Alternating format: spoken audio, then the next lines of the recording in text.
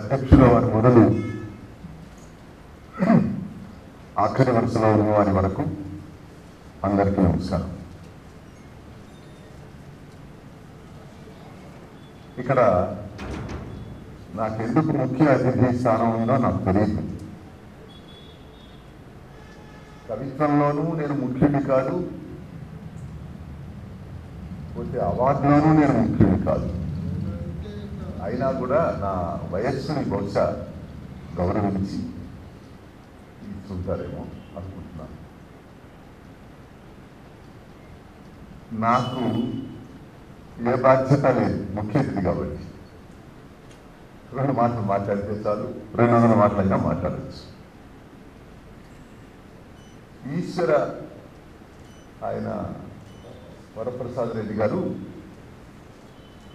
గుంటూరుకి సభలు సమావేశాలు జరుపుకోవడం కానీ, లేకపోతే ఏదైనా ఒక అవార్డు ఇవ్వడం కానీ, ఇవన్నీ గుంటూరుతో సంబంధం లేకుండా గుంటూరుకి ఇస్తున్నాడు అంటే దానికి కారణం రవికృష్ణ.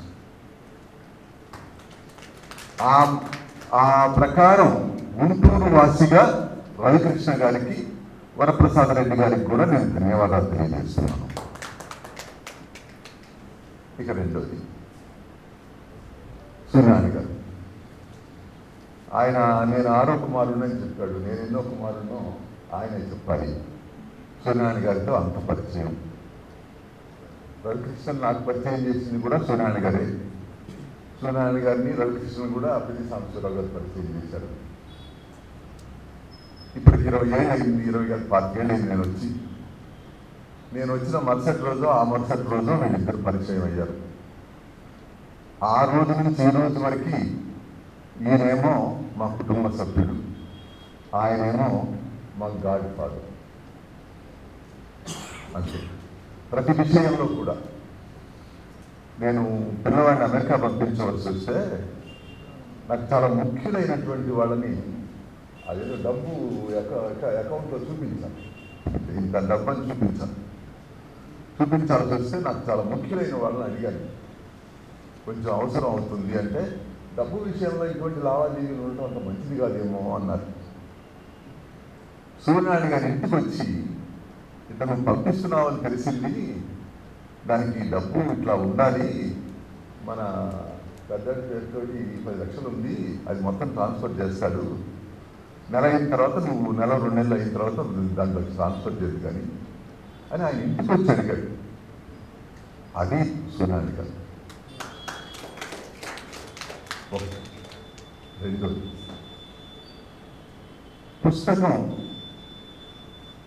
పుస్తకంలో ఎవరు పుస్తకాన్ని దాచిపెట్టుకున్నా విచక్షణ సహితంగా దాచిపెట్టుకుంటాడు. ఇది నాకు సరిపోద్ది, ఇది నాకు సరిపోదు, ఇది నేను దాచిపెట్టుకోవాలా, ఇది నాకు అవసరం లేదు, ఇది ఉంటుంది కదా, ఎవరికైనా ఉంటుంది. విచక్షణ రహితంగా అది పుస్తకం అయితే చాలు దానికి భక్తుడయ్యే ఏకైక వ్యక్తి ఆంధ్రదేశంలో చూడండి. ఇప్పుడు ఈ ఉంది కదా జియోగ్రఫిక్ ఛానల్,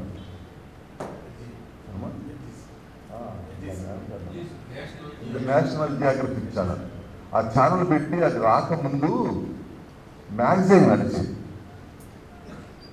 ఒక మ్యాగజైన్ నడిచేది. ఆ మ్యాగజైన్ ఆ సంస్థలో లేవు, ఇక్కడ ఉండేది. అది ఆధ్యాత్మిక గ్రంథాలయం అన్న పేరు మాత్రమే కానీ అయినా అక్కడ సబ్జెక్టు ఆధ్యాత్మికం మాత్రమే కాదు, అన్నీ ఉన్నాయి. గొప్ప భాండాగారం అది.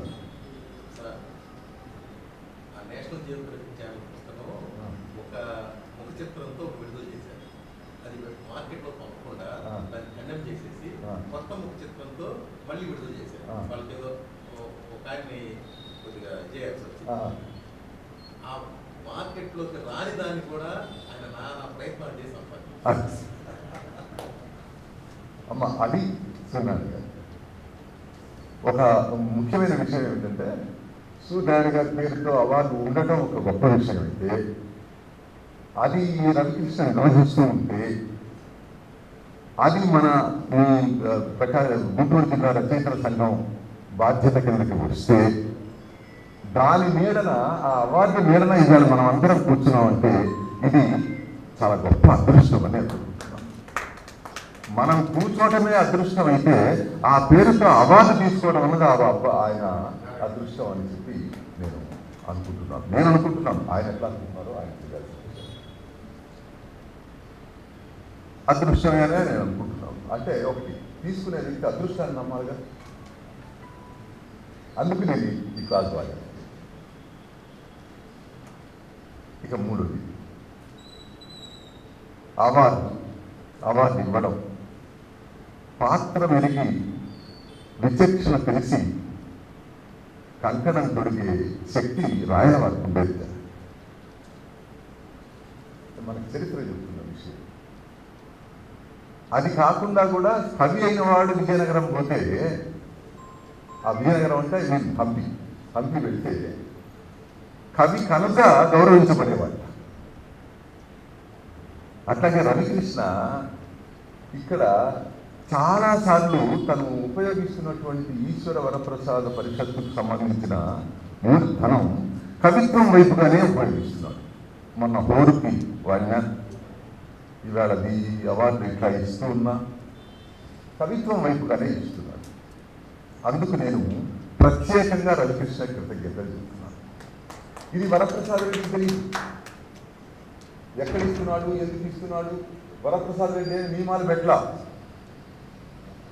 మీ ఇష్టం వచ్చిన దానికి ఇచ్చుకోమన్నాడు. కానీ రవికృష్ణ కవిత్వం వైపుగా ఇస్తున్నాడు. అందుకు మనం అందరం కూడా రవికృష్ణకి మనం కృతజ్ఞతలు చెప్తున్నాం కూడా మనందరి తరఫున. కవిత్వం ఎవరు ఎన్ననుకున్నా ఏమనుకున్నా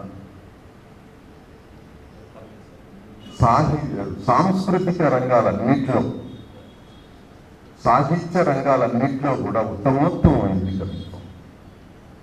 కవిని తలుచుకున్నాకనే ఇంకెవరి గురించైనా ఆలోచించాలి. దీని గొప్ప విమర్శకుడు వేద వెంకటరాయ శాస్త్రి గారు. ఆయన కవిత్వం పుస్తకాలు రెండు ఉంటే వాటి గురించి ఆయన చెప్తేనే ఆయన గొప్ప విమర్శకుడు.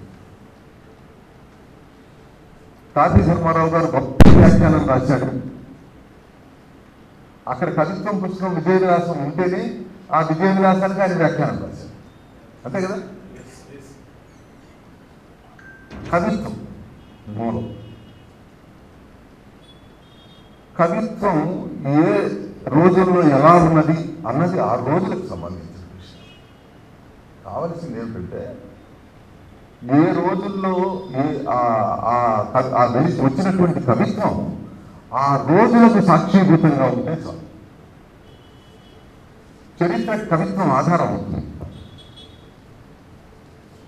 ఆ రోజులకు సాక్షీభూతంగా ఉండాలి. ఇక్కడ ఒక విషయం ఉంది. కథ ఉందనుకో, నవల ఉందనుకో, నాటకం ఉందనుకో, ఇవన్నీ మనవి కాదు. ఇవన్నీ కూడా మనం తెలుసుకుంది. ఆధునికత జీవన విధానం వచ్చిన తర్వాతనే దాదాపుగా వచ్చాయి. కొంచెం ముందుగా అటు ఇటుగా ఇక్కడికి వచ్చాయి. వాటిలో ఉండేదంతా అదే ఉంటుంది. కానీ కవిత్వం విషయానికి వచ్చేటప్పటికీ ఉండేదంతా అదే ఉండదు. ఒక 25 ఏళ్ల పిల్లవాడు శుభ్రంగా అమ్మవారి గురించి కవిత్వం రాస్తూ ఉంటాడు. ఒక ఆచార్య కుటుంబం నుంచి వచ్చిన ఒక అబ్బాయి, అంతా ఆయనకి 25 ఏళ్ళు ఉంటాయి. ఆయన అమ్మవారి గురించి కవిత్వం రాస్తూ ఉంటాడు. ఇప్పుడు ఆయన్ని కవి కాదంటామా? లేదు. ఆ తరానికి సాక్షిభూతుడు ఆయన చుట్టూ ఉన్న ప్రపంచానికి ఆయన సాక్షిభూతుడుగా నిలుస్తాడా? ఇది కవిత్వంలో మాత్రమే వస్తుంది, మిగతా వాటిల్లో అంతగా రాదు. ఎందుకంటే నవలని నువ్వు వెనక్కి పోయి మొత్తం పూర్తి న్యాయం చేస్తూ రాయలేదు. చారిత్రక నవలు రాసిన వాళ్ళు బ్రహ్మాండంగా ఉన్నారు. కానీ చారిత్రక జీవన విధానం తెలిసి చారిత్రక నవలు రాయడం అనేటువంటిది ఈ రోజుల్లో నివసించేవాడికి సాధ్యమా? పూర్తిగా కొంత తెలుసుకొని రాయొచ్చు, కొంత తెలుసుకొని రాయొచ్చు. కొంత తెలుసుకోవాలంటే దానికి కూడా కవిత్వాలే ఆధారం. పెద్దన గారు బ్రహ్మాండంగా పుష్పలాలికలు అట్లాంటి వాటి మీద రాశారు కాబట్టి రాయల వారు దాన్ని అనుభవిస్తూ ఉంటాడని అనుకుంటాం మనం. తెలిసి కాదు కదా. అందువల్ల కవిత్వానికే ఈ ఇబ్బంది. ఆ అబ్బాయిని ఏమనాలి మనం? కవిత్వం కవి కాదు అనలేము. మరి కవి చేయవలసినటువంటి ఆ సాక్షిభూతం ఉందా? చెప్పలేదు, ఉండదు. కానీ సమకాలీన సమాజానికి, తాను నివసిస్తున్న సమాజానికి సాక్షిభూతంగా నిలిచినప్పుడే ఆ కావ్యం ఉండగలుగుతుంది, ఉంటుంది. నీ ఏం చేస్తున్నావు, ఏది రాస్తున్నావు అన్నది నీకు సంబంధించిన విషయం. రాసేది ఎంత జీవాత్మకంగా ఉంది అనేది అందులో కావాలి. నువ్వు ఏదైనా రాయొచ్చు, ఎంత గొప్పగా ఉంది, ఎంత జీవంతో ఉంది. అయ్యా, నేను ఉన్న లైఫ్ని ఉన్నట్టుగా రాస్తున్నాను అని చెప్తే కుదరదు. వేటి మొత్తం తీసుకొచ్చి పెట్టి రాస్తున్నానన్నా కుదరదు. ఉండాలి, అది చదివే విధంగా ఉండాలి. నువ్వు ఉండటం లేదు, చదివే విధంగా ఉండటం లేదు. ఉండటం అది. ఇప్పుడు నేను ఎప్పుడు చెప్తూ ఉంటాను, మా రవికృష్ణ సార్ వినే ఉంటాడు, నేను చెప్తూ ఉంటాను. మనిషి ఉన్న వస్తువు నుంచి మనిషి తన యొక్క వ్యక్తిత్వాన్ని బట్టి స్వీకరిస్తాడు. ఉండే వస్తువు ఒకటే.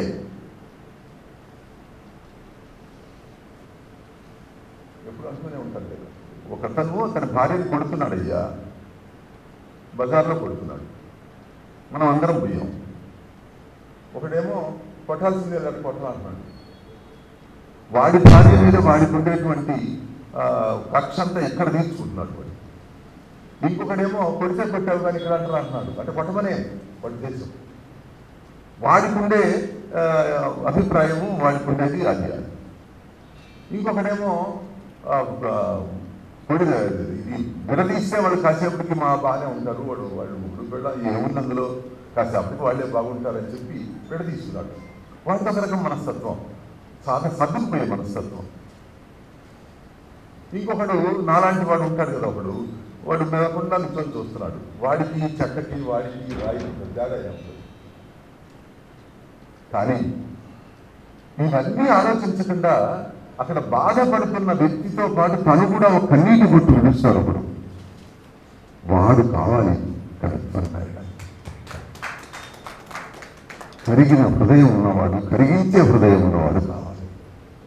మేము అక్కడ రాస్తున్నప్పుడు వాస్తవం రాస్తున్నా ఎక్కడో ఒక చోట శ్రోతని కదిలించే, శ్రోతని హృదయాన్ని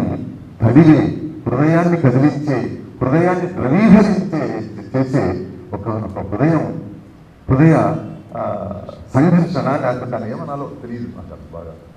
అది ఉన్నవాడు రాస్తేనే అది కవిత్వం. అయితే మిగతా వాళ్ళంతా రాయటం లేదా? అందరు రాయద్దా? రాయాల్సిందే. నన్నయ్య గారి టైంలో ఎంతమంది రాసుంటారు? ఎంతమంది రాయకపోతే భారతం వస్తుంది? ఆయన అసలు ఎన్ని రాయకపోతే భారతం రాయగలుగుతాడు? ప్రత్యామ్నాయం ఈ రోజు లేకుండా ఉంది అంటే ఆయన అసలు అది రాయడానికి ఆయన ఉగ్రౌడీయంగా ఆకాశం నుంచి ఊడిపడవు కదండి పరిణామ దృష్ట్యా. ఇప్పుడు మంత్రాలు తంత్రాలు మన పురాణాల్లో చేర్చారేమో, అది వేరే విషయం. కానీ మంత్రాలతో సాహిత్యం రాదు, మంత్రాలతో కవిత్వం రాదు. మంత్రం వేసి కవిత్వం సృష్టించడం మన కథల్లో కూడా ఎక్కడ చదవం, చూడం.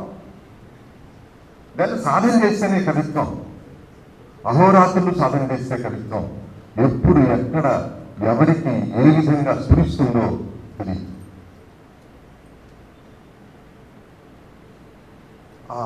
ఆ కవిత్వానికి ప్రథమ స్థానం, కవిత్వానికి ఇవ్వాలి అనుకున్న రవికృష్ణకి నిజంగా నేను ఈ విషయం చెప్పాను. ఇవాళ సభాముఖం కూడా కవిత్వానికి ఇస్తున్నందుకు ప్రత్యేకంగా ధన్యవాదాలు తెలియజేస్తున్నాను. ఈ సంప్రదాయం ఎలాగే కొనసాగించవలసిందిగా కూడా రవికృష్ణ కోరుకున్నాం. వింటాడనే అనుకున్నాం, ఇది తప్పలేదుగా. విని అలాగే చేస్తే అంటే నాన్న ఒక విషయం, నాటకం ఉందనుకో ప్రదర్శకుడు ఒక మధ్యలో ఒక మీడియేటర్ కావాలి, ప్రదర్శించేవాడు కావాలి. అప్పుడు కానీ ప్రేక్షకులు వదిలిపోవాలి. కథ ఉంది, చదువుకొని మనసులో చదువుకుంటాం, సంతోషిస్తాం. అట్లా కాకుండా కథల గురించి పెద్దగా విమర్శించి చెప్పాలంటే ఇంత ఉండదు, కవిత్వం అంత ఉండదు. నవల ప్రొలాంగ్డ్ ఇది, అందువల్లనే చాలా తగ్గిపోయిందేమో ఇప్పుడు అనుకుంటున్నాను. అయినా కూడా రాస్తూనే ఉన్నారు, అక్కడక్కడ రాస్తూనే ఉన్నారు. కవితకు వచ్చేటప్పటికి ఒక చిన్న విషయం చెప్పాలనుకున్నాను నేను, దయచేసి ఏమనుకోవద్దు. ఈ అబ్బాయి కాంక్షించింది మనది ద్రవిడం, మన జాతి ద్రవిడం, ఈ విషయాన్ని చెప్పాలి అనేది ఈ అబ్బాయి పుస్తకంలో ఉంది.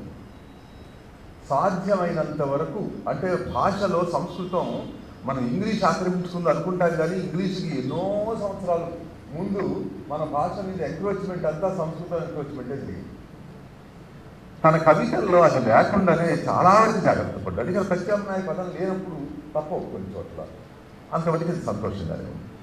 కానీ ఈ పుస్తకానికి ముందు మాట రాసిన ఒక ఆయన, నేను పేరు చెప్పాల్సిందేమో, ఎవరన్నా కానీ ప్రతి పాదంలో కూడా సంస్కృత పదాలు, సంస్కృత భూయిష్టమైన పదాలు లేకుండా రాయలేదు.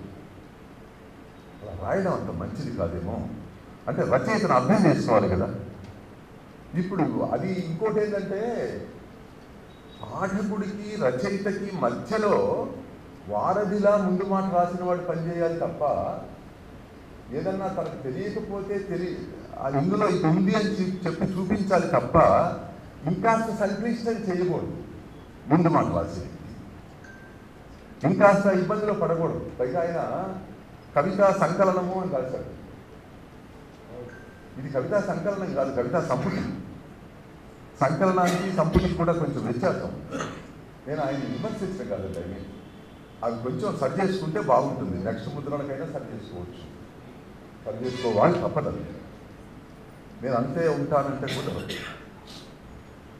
ప్రపంచం మన కోసమే ఉండదు, మన మొక్కలమే ప్రపంచం కాదు. మనం రాసేది నలుగురు స్వీకరిస్తే అది ఆ స్వీకరించడం కోసం రాసేది. ఆ స్వీకరించినప్పుడు రాసిన పరమార్థం నెరవేరుతుంది. ఆ స్వీకరణ ముఖ్యం, అవతలి వాళ్ళ స్వీకరణ, శ్రోత ముఖ్యం. నాటకమైనా అంతే, సంగీతమైనా అంతే, ఏదైనా అంతే. శిల్పమైనా రోజులు నెలలు కష్టపడి ఒక శిల్పం చేస్తే చూసిన వాడు బాగుంటుందంటేనే శిల్పం, కానీ లేకపోతే లేదు. చిత్రలేఖనం అంతే, చూసిన వాడు బాగుందనా, చూసిన వాడు స్వీకరించాలి. అది స్వీకరణ చాలా ముఖ్యం. నేను సంగీతం విషయంలో కూడా మన రవికృష్ణతో అనుకునే ఉంటాను, మేమిద్దరం అనుకుంటూ ఉంటాం. ఆయన నన్ను మా ఇద్దరి సంభాషణ ఎట్లా ఉంటుందంటే, రాగానే నేను ఒకటి చెప్తా, చెప్పంగానే కాదంటాడు. కాదనడం మా రవికృష్ణ విధి అన్నమాట. అక్కడి నుంచి రవికృష్ణ నుంచి చాలా వినచ్చు. రవికృష్ణ గురించి అంటే నేను రవికృష్ణ పొగడ్డానికి మాట్లాడతాను. ఇందులో ఎక్కడ నేను చెప్తున్న పొగడతాను. నిన్న శివారెడ్డి దగ్గరికి వెళ్ళాను. మేమిద్దరం కలిసి కనిపిస్తాం కాబట్టి ఆయనకి రవికృష్ణ అంటున్నాడు, గుర్తుపడిపోయినా బాగున్నాడు, బాగా చదువుకున్నాడు అయ్యా. ఇది చాలు రవికృష్ణ అర్థం చేసుకోవడానికి. కాదంటాడు, అయ్యా సంగీతం కూడా తాదాత్మ్యం చెల్లి పాడిందానా అని మనం వింటాం కదా, అది కరెక్ట్ కాదు. నేనైతే ఒప్పుకోను. ఎంఎస్ సుబ్బలక్ష్మి గారు కావచ్చు, బాలమురళీ కృష్ణ గారు కావచ్చు, ఇంకెవరైనా కొమ్మదిల్లు గోబ్రహ్మ కావచ్చు, లయ చూసుకోవాలి, శృతి చూసుకోవాలి, పక్కవాద్యాలు చూసుకోవాలి, సాహిత్యం చూసుకోవాలి, అన్ని స్వరాలు ఆ రాగంలో సరిగా ఉన్నాయో లేవో చూసుకోవాలి. ఇంకా ఇలా 100 చూసుకుంటుంటే మనం తన్మయం అవుతాం. నువ్వు కష్టపడి కవిత్వాన్ని రాస్తే శ్రోత దాన్ని అనుభవించాలి, స్వీకరించాలి. ఇది కవిత్వం యొక్క పరమార్థం. కవిత్వమే కాదు, అన్నిటి పరమార్థం అదే, కళలు అన్నిటి పరమార్థం అదే. ఇంకోటి ఇందాక నేను చెప్పింది ఏమిటంటే, ఖచ్చితంగా సమాజం వైపుగా కవి రావాలి, మార్పు చెందాలి. ఇక మూడోది, ఇది అస్తిత్వవాదానికి, దళితవాదానికి చెందినట్టుంది. ఒకటి నాకు నిజంగా మొన్నటి దాకా అస్తిత్వవాదం అంటే ఏమిటో, దళితవాదం అంటే ఏమిటో నాకు తెలియదు. ఖచ్చితంగా తెలియదు. మధ్య నగేష్ బాబు నాకు మిత్రుడే. నగేష్ బాబు అయితే చాలా దగ్గర, ఎట్లా అంటే ఒంగోలు వాడి కావడం, నేను ఒంగోలు వాడి కావడం, ఆకాశవాణి విజయవాడలో తరచుగా కలుసుకోవడం, అక్కడ ఉండే వైరుధ్యాల గురించి మేమిద్దరం మాట్లాడుకోవడం, ఇలా నగేష్ బాగా మిత్రుడు. వాళ్ళు ఎంత మిత్రత్వం ఉన్నా నన్ను బాగా వాళ్ళలో స్వీకరించినా కూడా నాకు ఆ దళిత సాహిత్య విధానం గురించి కరెక్ట్గా తెలిసేది కాదు.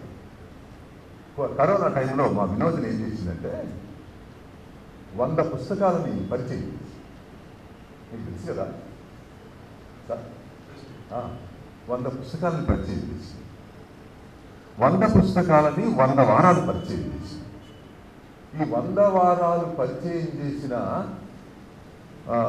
వినోదిని మాట్లాడిన మాటలు మొత్తం ఏటు గంట 20 నిమిషాలు, గంట 30 నిమిషాలు, గంట బాబు ఇంత టైంలో మాట్లాడి మొత్తం నేను ఒక స్టూడెంట్ లాగా నోట్స్ రాస్తున్నాను.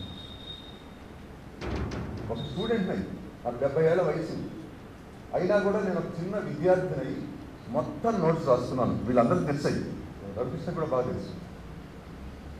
ఇక్కడ ఆ మాట్లాడిన దాంట్లో ఆమె రాసుకుని మాట్లాడింది కదా, అక్కడికక్కడ కొన్ని మాటలు మాట్లాడి ఉంటుంది కదా, ఆ మాటలు ఆమె దగ్గర లేవు, నా దగ్గరే లేవు ఆమె దగ్గర. ఎందుకంటే అంత జాగ్రత్తగా నోట్ చేస్తున్నాను. నా దగ్గర పుస్తకం ఉంటేనేమో 20 పేజీలో ఈ కవిత ఉందని రాస్తున్నాను, ఇక్కడ నుంచి ఇక్కడ కలిగి. నా దగ్గర పుస్తకం లేకపోతే కవిత కూడా రాస్తున్నాను. దాని మూలాన ఆమె ఆ 100 పుస్తకాలలో దాదాపుగా 75% పుస్తకాలని దళిత సాహిత్యం వైపుగానే, దళిత, మైనారిటీ, ఇంకోటి బీసీ, అదే వెనకబడిన దాన్ని ఏమంటారు అస్తిత్వవాద సాహిత్యం, ఇట్లా ఇవన్నీ వీటికి సంబంధించే చేసిన ఆ మొత్తం నేను రాసు. అప్పుడు అంత అర్థమైంది అని చెప్పడల్లా, అంత అర్థం కావటం అన్నది రాసిన వాడికి కూడా తెలియదు, అది వేరే విషయం. కొంత తెలియవచ్చు. భాష మనం ఎప్పుడైతే ఒకదాన్ని విమర్శించడానికి సిద్ధమయ్యామో మన వ్రతం చాలా జాగ్రత్తగా ఉండాలి. మనం విమర్శించకుండా దాన్ని గాలి కొడుతుంది, ఈ గాలి కొడుతుంది, ఈ గాలి వెంటనే వెళ్దాం అనుకుంటే ఏం ఇబ్బంది లేదు, ఏం రాదు. మా గోలికి వచ్చేవాడు ఉన్నాడు. ఎప్పుడైతే గాలికి ఎదురు తిరుగుతామో ముందు కళ్ళల్లో గాలి పడుద్ది, దుమ్ము పడుద్ది. కళ్ళు మూసుకోవడం జాగ్రత్తగా తెలియాలి. విమర్శించేటప్పుడు చాలా జాగ్రత్తలు అవసరం అన్న, సమర్థించేటప్పుడు అన్ని అక్కర్ల. ఈ జాగ్రత్తల్లో ప్రధానమైంది మొదటిది భాష, రెండవది కంటెంట్, అందులో ఉండే ఇతివృత్తం స్వీకరించడం. ఈ అబ్బాయి చేసిన దీంట్లో చాలా మంచి విషయం ఏమిటంటే నాకు అనిపించింది, కథాత్మకంగా సాగింది. ప్రతిదీ ఒక విషయం మీకు అరటిపండు వచ్చి నోట్లో పెడుతున్నట్టుగా చెప్పుకుంటూ వచ్చాడు తప్ప కవిత్వాంశ ఇవేళ వస్తున్న మోడర్న్ కవిత్వం వీటిని దృష్టిలో పెట్టుకుని ఎక్కడో మనకు అర్థం కాదు, లేకపోతే మనకు అంత తొందరగా అందని. నిజానికి ఒకనాటి సాహిత్యంలో మనకి సంక్లిష్టత అంతా కూడా భాష మీదనే ఉండేది. పెద్దల గారి సాహిత్యం అంటే భాష మీదనే సంక్లిష్టత, కంటెంట్లో ఏమి సంక్లిష్టత ఉండేది కాదు. కవిని కుమారులంత శశికాంత శిలాతల శిఖల స్థలి వనఘన పాద పాద పనివారిత వారి తరంగ నర్తన పరివర్తన విరదాన సదాన మదాలి మాలిక ఇలా సాగింది. అంటే అందులో ఏం లేదు, ఆ పిల్లకాయలు అక్కడ పోయారంతే.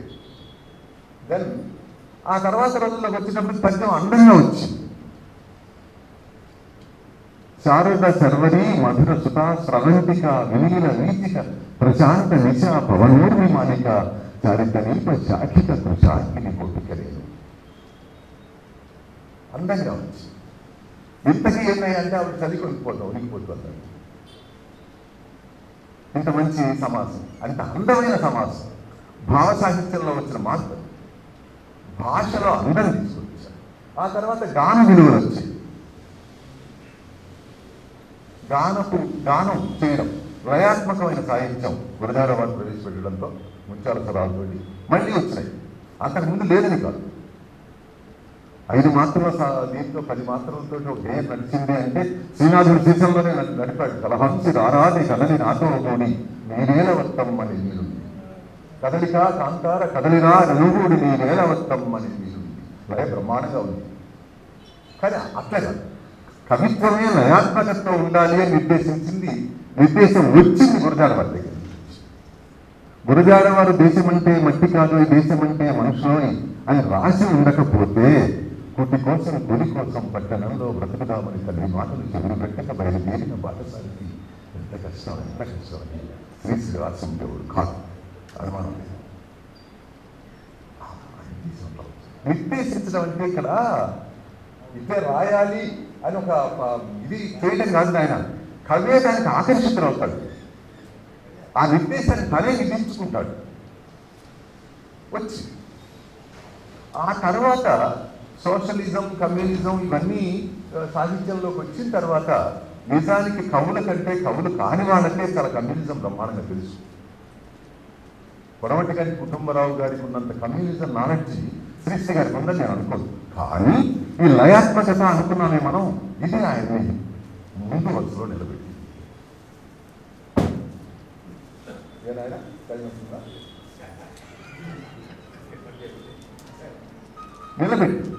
ఆ తర్వాత ఈ అస్తిత్వవాదాలు వచ్చాయి. ఈ అస్తిత్వవాదాలు వచ్చిన తర్వాత ప్రాధాన్యత కులానికి వచ్చింది. అస్తిత్వవాదాలు ఒకటిగా మొదలై రెండుగా చీలిపోవడం, ఒకటిగా మొదలై రెండుగా చీలిపోవడం. స్త్రీవాదం వచ్చింది, స్త్రీవాదం వచ్చేటప్పటికి దళిత స్త్రీవాదం వచ్చింది, అందులో వచ్చి మళ్ళీ స్త్రీవాదం వచ్చింది. స్త్రీవాదంలో ఉండే బ్రాహ్మణ స్త్రీవాదం వచ్చింది. అంటే ఎవరు రచయితో వాళ్ళు వాళ్ళ దృష్టి నుంచి చూడడం మొదలుపెట్టారు. ఇది చాలా గొప్ప విషయం. వాళ్ళ అస్తిత్వాన్ని వాళ్ళు వదులుకోకుండా ఎవరు ఇప్పుడు బ్రాహ్మణ స్త్రీకి ఉండే ఇబ్బంది ఆవిడకు ఉండే రకం వేరు, దళిత స్త్రీకి ఉండే ఇబ్బంది ఆవిడ రకం వేరు, ఈ మధ్య తరగతిలో ఉండే స్త్రీలకు ఉండే ఇబ్బంది వాళ్ళ దృష్టికోణం వేరు. ఇలా ఒక ఈ సిద్ధాంతం రాగానే అది 3 సిద్ధాంతాలుగా 4 సిద్ధాంతాలుగా విడిపోయి, ఆ విడిపోవడంలో దళితవాదం కూడా అట్టాగే విడిపోయింది, మైనారిటీవాదం అట్టాగే విడిపోయింది. చివరికి అనకూడదేమో నాకు తెలియదు కానీ కుల వృత్తికి సాటిరాదు పువ్వల చరణాయన్నది నాటినానుని, కుల గజ్జికి మందు లేదు పువ్వల చరణాయన్నది నేటినాను. ఇంత కులాన్ని సమర్థించడం, కులాన్ని అస్తిత్వంలో నిలుపుకోవడం వేరే, కులం మాత్రమే ఉండాలనే కోరిక లేదు. ఈ రెండింటి మధ్య ఒక తెర ఉంది. మావాడు కాబట్టి గౌరవించడం, మావాడు కాబట్టి దండం వేయడం, మావాడు కాబట్టి మా గురుగారు నాగపేట కోటేశ్వరరావు గారు ఎప్పుడో చెప్పాడు, వాళ్ళకి ఆహ్వానం, వాళ్ళకి సన్మానం అని. అది మంచి లక్షణం కాదు, ఆరోగ్యకరమైన లక్షణం కాదు. సాహిత్యంలో మరీ ముఖ్యంగా ఒకరికి చెప్పవలసిన వాళ్ళం మనం. అయ్యా ఇంకొకటి కూడా, అస్తిత్వవాదంలో చాలామంది కవులు ఉన్నారు, చాలామంది వస్తున్నారు, చాలా సంతోషం. అది ఎప్పుడు కూడా రావడాన్ని, ఆహ్వానించడాన్ని మనం స్వీకరించాలి, సంతోషించాలి, గర్వపడాలి. కానీ చెప్పు పర్వాలేదు, టైం సంగ రైట్ నిమిషంలో ముగిస్తాను. గర్వపడాలి, రావడం మంచిది. కానీ నువ్వు ఇప్పుడు ఒక సభ ఉంది, సభ జరుపుతున్నావు. ఇప్పుడు సభ జరపడం సుభాని దృష్టిలో సభ జరపడం అంటే ఇట్లా జరుపుకుందాం అనుకుంటాడు ఆయన. నేను ఇట్లా జరిగితే బాగుంది అనుకుంటా, రవికృష్ణ ఇట్లా ఉంటే బాగుంది అనుకుంటాడు, అధ్యక్షుడిగా వచ్చిన ఆయన ఇట్లా ఉంటే బాగుంది అనుకుంటాడు. కానీ సభ జరిపే విధానం ఒకటి ఉంటుంది, అట్ట జరిగితేనే సభ అవుతుంది. మన చెరవల పొలవాలు ఎట్టించుకున్నా సభ జరిపే విధానం ఒకటి ఉంటుంది. అట్లాగే కవిత్వం విషయం వచ్చేటప్పటికీ అస్తిత్వవాదం ఉండి రాయాల్సిందే, రాయి కాదు, రాయాల్సిందే. కానీ అది మాత్రమే కాదు, నీ స్పందనలు కూడా రాయి. నువ్వు చోటకు పోయావు, ఒక రకంగా మనసు స్పందించింది, ఎందుకో అక్కడ అన్ని అందంగా ఉందనిపించింది, రాయి. పైన ఈ అస్తిత్వవాదము లేకపోతే ఇంకొక వాదానికి సంబంధించి, స్త్రీవాదానికి సంబంధించి, దళితవాదానికి సంబంధించి రాస్తే ఇది రాయకూడదని ఎట్లన్నా ఉందా? లేదు కదా. ఇప్పుడు నేను 100 పుస్తకాలు ఆమె పరిచయం చేశానన్నారు. అందులో వరవరరావు ఉన్నాడు, శివారెడ్డి ఉన్నాడు, పోతే వాళ్ళ హస్బెండ్ కాజా ఉన్నాడు, అందరు చాలామంది ఉన్నారు కదా, చాలామంది పుస్తకాలు చేశారు కదా. వాళ్ళందరూ దళితవాదమే కాదు కదా, ఆయన ముస్లిం మైనారిటీ వాదం ఆయన శివారెడ్డి గారు. సరే, ఇక్కడ ఇంకొకటి ఏంటంటే కవిత్వంలో సాగుతున్న ఇంకొక మాట ఏంటి, ఈ యుగం శివారెడ్డి. ఎందుకంటున్నాను ఇంత మాట అంటే, నువ్వు ఏ సిద్ధాంతాన్ని స్వీకరించి రాసినా స్త్రీవాదం రాసినా, దళితవాదం రాసినా, ఇంకొక వాదం రాసినా, మైనార్టీ వాదం రాసినా, ఏది రాసినా, మామూలుగా కవిత్వం రాస్తున్నా కవిత్వ అంశ ఆ రకంగా వస్తే బాగుందని అందరూ ఆశిస్తున్న రోజుని దాన్ని దాటి ముందుకు వస్తున్నాం అంటున్నారు, కానీ అనుభవం చాలకల్లా. దాన్ని కాస్త జాగ్రత్తగా ఆలోచించాలి. ఒక వ్యక్తీకరణ ఇక్కడ చేద్దాం అనుకున్నప్పుడు ఆ వ్యక్తీకరణ పట్ల సాధికారత సాధించి మరీ అందులో పెడితే నువ్వు గట్టివాడి చెప్తావు, నువ్వు స్థిరమైన వాడి చెప్తావు. అయ్యా ఎప్పుడు ఎంతమంది రాస్తున్నా ఏ 10 మందిలో మిగలబోయేది. ఆ 10 మందిలోకి మనం ఎందుకు రాకూడదు? ఆ 10 మందిలో మనం ఎందుకు ఉండకూడదు? 1000 మంది కొట్టుకుపోతున్న వాళ్ళలో మనం ఎందుకు ఉండాలి? మనం చేసే ప్రతి మాట కోసం ఒక తపస్సు చేద్దాం. మనం ఇచ్చే ప్రతి సెంటెన్స్ కోసం ఒక తపస్సు చేద్దాం. దాని ముందు వెనక నేను అందుకే ఎక్కిన ప్రతి చోట ఒక మాట చెప్తూ ఉంటాను. 100 చదివి ఒకటి రాయి, రాసిన దాన్ని 100 సార్లు చదువుకో. ఇంకొకరు చెప్పక్కర్లా, అదే బాగుపడుతుంది. ఈ అబ్బాయి కవిత్వం చదివిన తర్వాత నేను చదివాను. ఇది కవిత్వాన్ని విమర్శించే సభ కాదు. చదివిన తర్వాత నాకు ఇవ్వడం సమంజసం అనిపించింది. ఇస్తున్నందుకు సంతోషంగా ఉంది. సభ ముందు కొంచెం పేలవంగా ఉన్నా ఇప్పుడు బాగా నిండుగానే ఉంది. కవిత్వ సభలు ఎందుకంటే పెద్దగా వస్తాయని కూడా నేను అనుకోను. అక్కడ పెట్టినా మిగతా వాళ్ళందరూ ఉంటారు, మనం కూడా ఉంటాం. వాళ్ళందరూ ఊసిపోకి వస్తారు, మనం మాత్రమే దీనికోసం వస్తాం. అందువల్ల సభ కూడా బాగా ఉంది.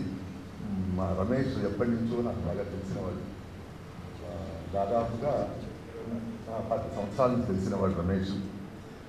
ఒక పసిబిడ్డలాగా ఉంటాడు. తర్వాత ఈ నిర్వహిస్తున్నటువంటి ఈ 3 క్రమస్తులు నాతో దాదాపుగా 2 రోజులకు ఒకసారి 4 రోజులకు ఒకసారి కలిసేవాడిని. రవికృష్ణ మా ఇంటి బిడ్డ లాంటి వాడు కావడం మా అదృష్టం, మా పూర్వజన్మ సుకృతం అనుకుంటాను నేను ఆశిస్తుంది. కాబట్టి ఈ ద్రవిడ మహాసముద్రం భాష పరంగా నాకు చాలా నిర్దిష్టమైన అభిప్రాయాలు ఉన్నాయి. ద్రవిడ భాష మూలం మనది. దాని వైపుగా ఇతను ప్రయాణం చేశాడు, ఎక్కడా డైవర్ట్ కాలేదు. 4 భాగాలుగా చేసుకున్నాడు దాన్ని. అది కూడా చదువుడికి చాలా సౌలభ్యకరంగా ఉంటుంది. అలా భాగించుకోవడం కూడా ఆ అబ్బాయికి ఇవ్వడం చాలా సంతోషంగా ఉంది. ఆయనకు అభినందనలు తెలియజేస్తూ కవిత్వంలోకి వెళితే ఒక్క పీస్ తీసుకుంటే 1 గంటన్నర 2 గంటలు మాట్లాడాల్సిన అవసరం ఉంటుంది. అందువల్ల అది వేదిక కాదు, ఇది వేదిక కాదు. వాళ్ళకి అభినందనలు తెలియజేస్తూ కవిత్వాన్ని కవిత్వంగా స్వీకరించండి. కవిత్వం నుంచి నేర్చుకోవాల్సింది మాత్రమే నిజం అవ్వాలా, కవిత్వం ఉండాలా. మరీ ఇప్పుడు అప్పుడు భాషా సంక్లిష్టత ఉందని ఇప్పుడు భావ సంక్లిష్టత ఏర్పడితే ప్రేక్షకుడికి అందదు. ప్రేక్షకుడికి అందించాలి కవిత్వం. ఈ అబ్బాయి ఆ పని స్పష్టంగా చేశాడు. ఎక్కడ పందికి రెక్కలు చేయని చెప్పాడు, ఇదేంద్రా అనుకున్నాను హెడ్డింగ్ చూసి, కానీ అద్భుతంగా చెప్పాడు. ఏం లేదు, ఆర్య అనార్య ఒక విధంగా అతని కవిత్వంలో ఆర్య అనార్య సంగ్రామం సాగింది. అప్పుడు ఎప్పుడో ఆర్యులు ఇక్కడికి వచ్చినప్పుడు సాగిందేమో. వాళ్ళు వస్తూ బెల్లనమ్ము గుర్రం తీసుకొచ్చారు. గుర్రం ఎందుకు తీసుకొచ్చారు? మనిషి కంటే వేగంగా రావడానికి వీలు. బెల్లంపు వల్ల ప్రయోజనం ఏమిటి? దూరంగా ఉన్న మనిషిని కూడా చంపడానికి వీలు. ఈ 2 తీసుకొచ్చారు. దండకారణ్యం దాకా వచ్చినాక ఇదే పనిచేశాయి. ద్రావిడులు అందరినీ వైపు నెట్టుకుంటూ వచ్చారు. దండకారణ్యంలో ఈ 2 పనిచేది. గుర్రం అడవుల్లో పోలేదు, వేగంగా మనిషే పోగలదు. అట్లాగే విలనంబు పోదు. దీని దగ్గర దక్షిణ భారతం అంతా ద్రవిడం, ఉత్తర భారతం అంతా ఆర్య భాషలు ఏర్పడ్డాయి. ఈ అబ్బాయి ఇంకొక 1-2 కవితల్లో హరప్ప మొహంజోదారో దాకా కూడా వెళ్ళాడు. ఆ వెళ్ళిన కల్చర్ మందే, అంటే ద్రవిడుదే అని చెప్పడానికి కూడా ప్రయత్నం చేశాడు. మంచి కవిత్వం ఉన్న పుస్తకం పరిచయం చేసి మంచి కవిత్వం రాసిన అబ్బాయికి పురస్కారం ఇవ్వడం సంతోషంగా ఉందని తెలియజేస్తూ సెలవు. నమస్కారం.